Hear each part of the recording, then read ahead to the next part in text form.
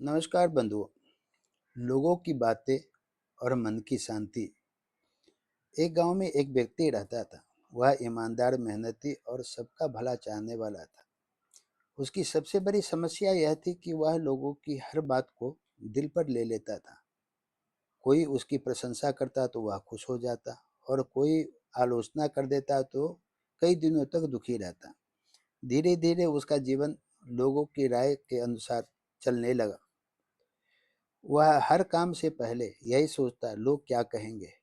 इस सोच ने उसकी खुशी, उसका आत्मविश्वास और उसकी शांति छीन ली।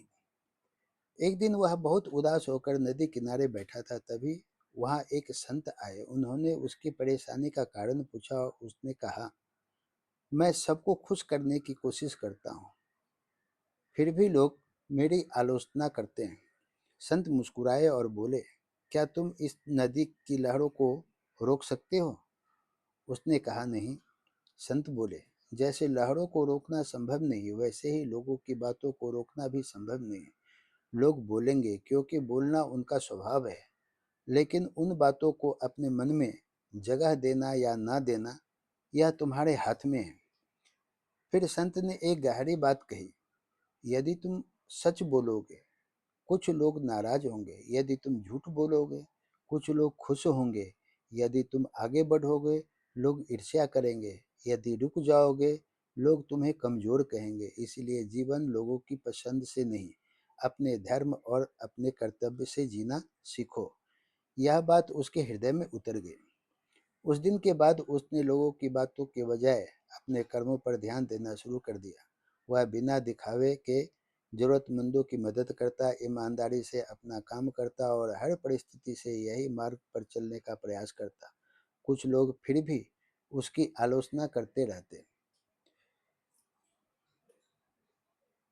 लेकिन वह जब समझ चुका था कि हर व्यक्ति अपनी सोच के अनुसार दुनिया को देखता है, किसी की प्रशंसा से वह बड़ा नहीं बनता और किसी की निंदा से छोटा नहीं हो जाता। समय बीतता गया। उसके अच्छे कर्मों का प्रभाव लोगों के जीवन में दिखाई देने लगा। जिन्हें उसने सहारा दिया था, वे आगे बढ़ने लगे। जिनके जिसने उस जिनकी उसने मदद की, उनकी दुआएं उसके साथ थी। उसे एहसास हुआ कि सच्ची खुशी लोगों की वाहवाही में नहीं, बल्कि किसी के चेहरे पर मुस्कान लाने में है। एक दिन उसने अपने जीवन पर विचार किया। उसे समझ आया कि दुनिया का सबसे बड़ा बोझ दूसरों की राय का बोझ है, और सबसे बड़ी स्वतंत्रता उससे मुक्त होना हो जाना है। उसने मन ही मन ईश्वर को धन्यवाद दिया और कहा, हे प्रभु, मुझे ऐसा मन देना जो आलोचना से न टूटे, प्रशंसा से न फूल जाए और न हर परिस्थिति में अपने धर्म पर अडिग रहे। तब उसे जीवन का एक अमूल्य सत्य समझ आया। लोग क्या सोचेंगे, यह उनका कर्म है, लेकिन हम क्या करते हैं, यही हमारा धर्म है। दुनिया में सभी को खुश करना संभव है, लेकिन अपने कर्म, अपने चरित्र और अपने सत्य को शुद्ध रखना संभव है। जो व्यक्ति यह बात समझ लेता है, उसके जीवन में शांति आ जाती है।